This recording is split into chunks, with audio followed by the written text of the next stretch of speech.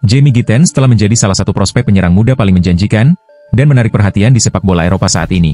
Dengan bakat luar biasa yang dimilikinya, ia telah berhasil mencuri perhatian sejumlah klub besar, termasuk Real Madrid. Menurut laporan yang dilansir oleh Relevo, Real Madrid kini tengah mempertimbangkan untuk merekrut Jamie Gittens pada bursa transfer musim panas mendatang. Hal ini menunjukkan bahwa klub asal ibu kota Spanyol tersebut sangat tertarik untuk menambah amunisi muda berbakat dalam skuad mereka. Gittens, yang dikenal dengan kecepatannya, kemampuan teknis, dan visi permainannya yang luar biasa, diharapkan dapat memberikan kontribusi besar bagi tim sekelas Madrid. Dengan spekulasi yang terus berkembang, musim panas mendatang akan menjadi momen yang menentukan bagi masa depan karir Gittens. Apakah ia akan melanjutkan perjalanannya di Jerman, atau memulai babak baru yang lebih besar di ibu kota Spanyol?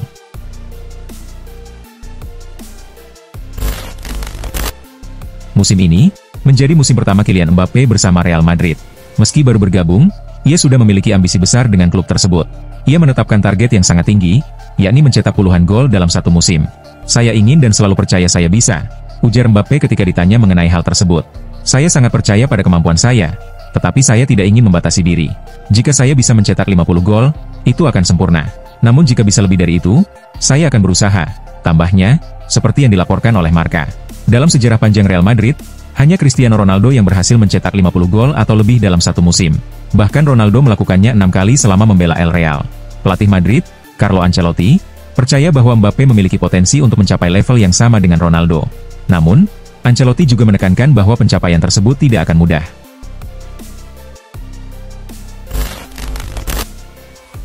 Pelatih Barcelona, Hansi Flick, tampaknya belum merasa puas meski timnya telah mencetak 65 gol di La Liga musim ini. Ia tengah merencanakan strategi baru untuk memperkuat lini serang Blaugrana di musim depan. Flick mengincar seorang penyerang sayap kiri, yang dapat menjadi pesaing berat bagi Rafinha. Diketahui, tim pencari bakat Barcelona telah bergerak cepat untuk mencari pemain yang diinginkan Flick. Dan salah satu nama yang menjadi target utama Barcelona adalah Luis Diaz dari Liverpool. Kontrak pemain Kolombia ini sedang menjadi sorotan, karena meskipun ia terikat kontrak hingga 2027, situasi tersebut masih penuh ketidakpastian. Meskipun Liverpool berusaha mempertahankan Diaz, kabar yang beredar mengungkapkan bahwa klub asal Merseyside itu mungkin akan tergoda untuk menjual sang pemain, jika ada tawaran menggiurkan.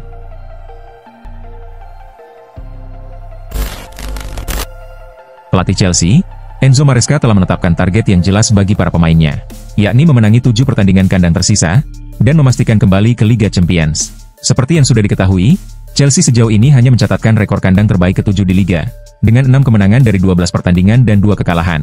"Kami masih memiliki 13 pertandingan yang tersisa, dan 7 diantaranya adalah laga kandang," ujar Maresca. "Saya yakin, jika kami memenangkan ke-7 pertandingan kandang, itu akan cukup untuk finish di 4 besar. Jika berhasil, Chelsea akan mengumpulkan 64 poin, yang meskipun masih di bawah rata-rata 70 poin, yang biasanya dibutuhkan untuk finish di posisi 4 besar dalam sejarah Premier League. Namun tetap menjadi langkah penting untuk kembali ke Liga Champions, setelah terakhir kali melakukannya pada 2022, asalkan performa tandang mereka tetap stabil."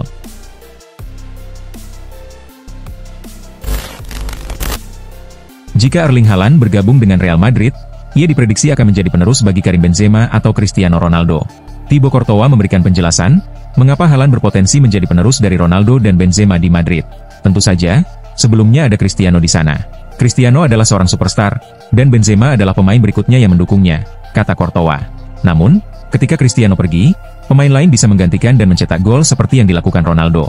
Jika Anda berada di posisi yang tepat, saya yakin striker seperti Haaland di tim kami akan mencetak banyak gol, karena kami adalah tim yang sangat ofensif," tambahnya. Courtois juga menambahkan, "Saya rasa Haaland adalah tipe striker yang bermain di dalam kotak penalti.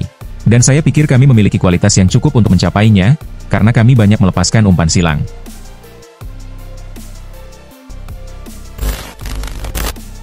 Arsenal terus bergerak di bursa transfer, dengan mencari pengganti Jorginho. Klub asal London itu dikabarkan tengah mengincar Martin Zubimendi, gelandang dari Real Sociedad. Menurut laporan Vichages, Zubimendi menjadi target utama Arsenal untuk musim panas mendatang, terutama karena Mikel Arteta membutuhkan pemain yang bisa menggantikan Jorginho yang diperkirakan akan meninggalkan klub. Zubimendi dianggap sebagai gelandang berbakat dengan kualitas yang cocok untuk bermain di Liga Inggris. Dia berperan penting dalam kesuksesan Spanyol di Euro 2024, dan diyakini memiliki kemampuan untuk beradaptasi dengan atmosfer sepak bola Inggris. Arsenal melihatnya sebagai pilihan ideal untuk memperkuat lini tengah mereka dalam jangka panjang. Namun mereka harus bersaing dengan Real Madrid yang juga tertarik pada pemain tersebut.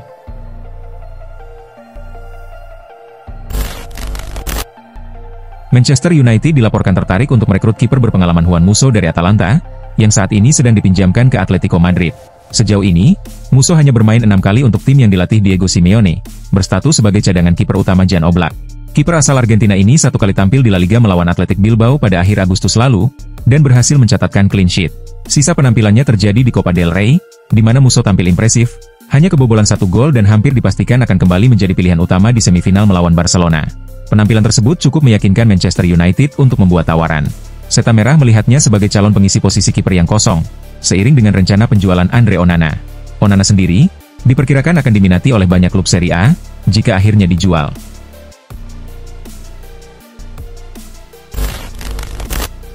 Alex Baena telah berkembang menjadi salah satu talenta muda paling menjanjikan di La Liga dalam beberapa musim terakhir. Musim ini, ia telah mencetak 8 gol dan memberikan 6 assist di semua kompetisi, baik untuk klub maupun tim nasional Spanyol. Catatan impresif ini menjadikannya target utama bagi beberapa klub besar Eropa. Menurut Vichajes, Baena kini menjadi salah satu pemain Spanyol yang paling diminati menjelang musim panas, bersama nama-nama besar lainnya seperti Nico Williams dan Martin Zubimendi. Laporan tersebut menyebutkan bahwa Arsenal dan Manchester City tertarik pada Baena, sementara ada pula kabar bahwa pemain berusia 23 tahun itu berpotensi pindah ke Arab Saudi. Baena bisa menjadi tambahan penting bagi Arsenal yang ingin memperkuat lini serang mereka, sementara Manchester City juga memerlukan penyegaran dalam skuad mereka yang rentan cedera.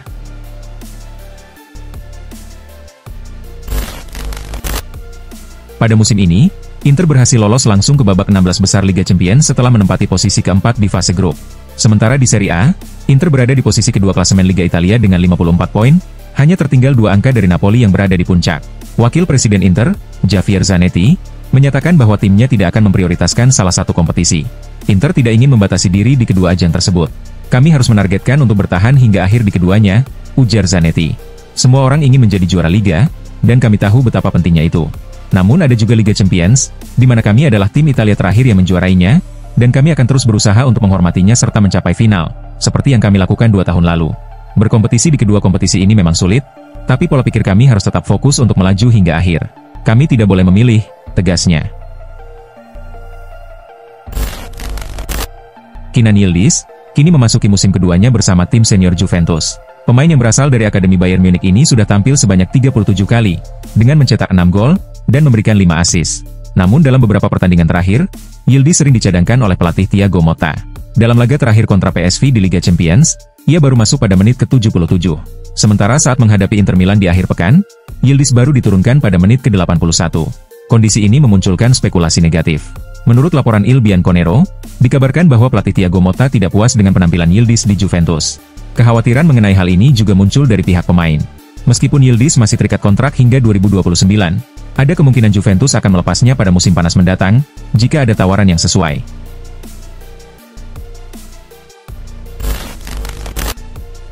Undian babak 16 besar Liga Champions telah berlangsung di markas UEFA pada Jumat kemarin. Hasil drawing mempertemukan Liverpool dengan PSG. Liverpool lolos langsung ke babak 16 besar setelah menjuarai fase grup. Sementara PSG harus melalui playoff dan berhasil menyingkirkan Brest dengan agregat yang meyakinkan. Pelatih Liverpool, Arne Slot memberi sorotan pada performa positif PSG di Liga Champions musim ini. Namun ia mengakui bahwa lawan di babak ini akan sangat sulit. Pada tahap ini dalam kompetisi, kualitas lawan sangat tinggi. Dan PSG adalah tim dengan sejarah yang kuat di Eropa, ujar Slot di situs resmi klub.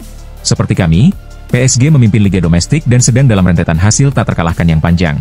Ini menggambarkan tantangan yang akan kami hadapi, tetapi ini juga adalah tantangan yang sangat kami nantikan, karena kami tahu kami sangat pantas lolos.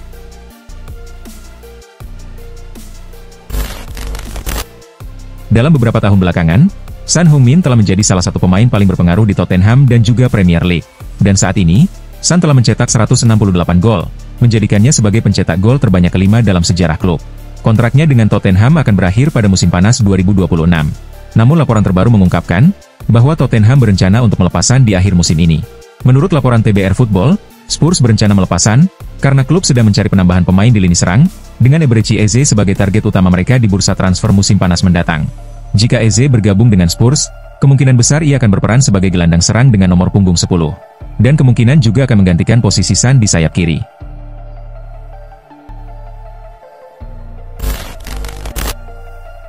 Andoni Iraola berhasil meningkatkan performa Bournemouth sejak mengambil alih tim pada Juni 2023. Setelah menyelesaikan musim pertamanya di posisi ke-12, ia berhasil membawa tim semakin berkembang. Saat ini, Bournemouth bersaing untuk mendapatkan tempat di Liga Champions musim ini, berada di posisi kelima dengan 43 poin dari 25 pertandingan, hanya 1 poin di belakang Manchester City.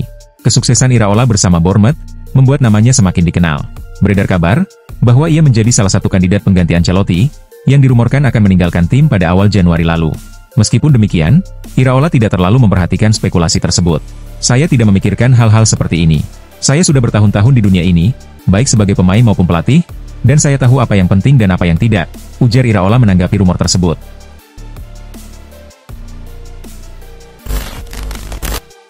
Media Jerman, Kicker, melaporkan bahwa Bayer Leverkusen berencana untuk mempermanenkan status bek sayap yang mereka pinjam dari PSG, Nordi Mukiele, pada bursa transfer musim panas 2025.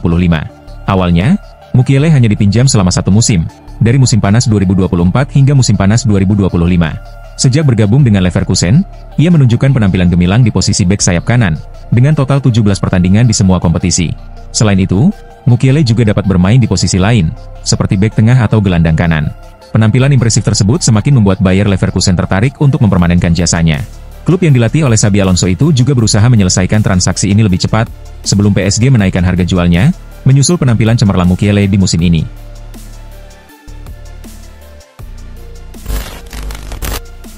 AC Milan gagal melaju ke Liga Champions, setelah disingkirkan Feyenoord tengah pekan lalu.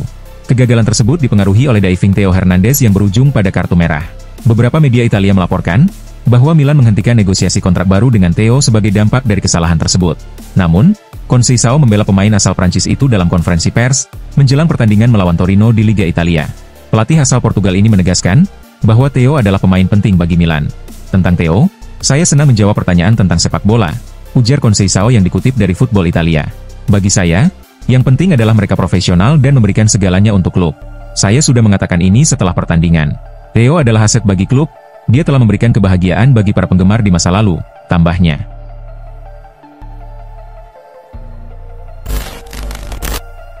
Perkembangan terbaru mengenai situasi Virgil van Dijk dapat menjadi ancaman bagi Liverpool, di tengah negosiasi kontrak dengan bek asal Belanda tersebut. Berdasarkan laporan dari TBR Football, Van Dijk kini menarik perhatian beberapa klub top Eropa.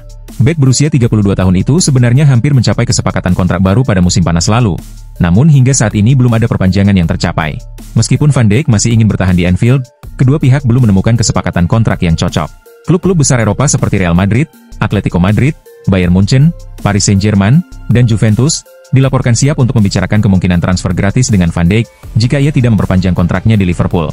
Selain itu, klub-klub dari Liga Pro Saudi dan Major League Soccer, juga menunjukkan ketertarikan untuk mendatangkan bek tangguh ini.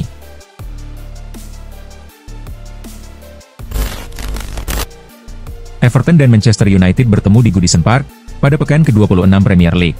Pertandingan Liga Inggris antara kedua tim, berakhir dengan skor 2-2.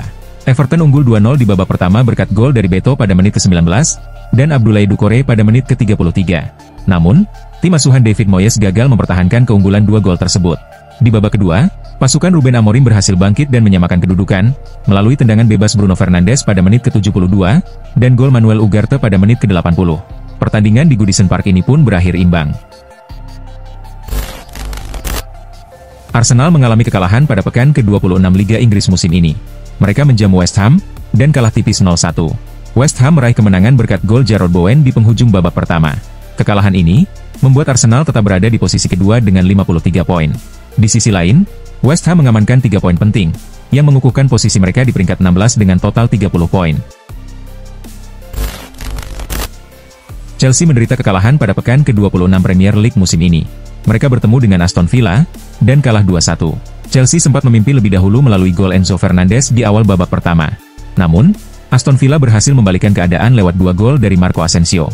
Dengan tambahan 3 poin ini, Villa naik ke peringkat ke-7 dengan 42 poin, sementara Chelsea harus turun ke peringkat ke-6 dengan 43 poin. AC Milan kembali mengalami kekalahan dalam lanjutan Serie A musim ini.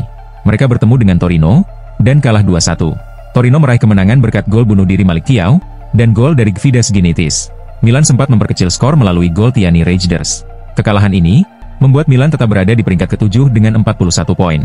Sementara Torino naik ke peringkat 11 dengan 31 poin, setelah meraih 3 poin tersebut.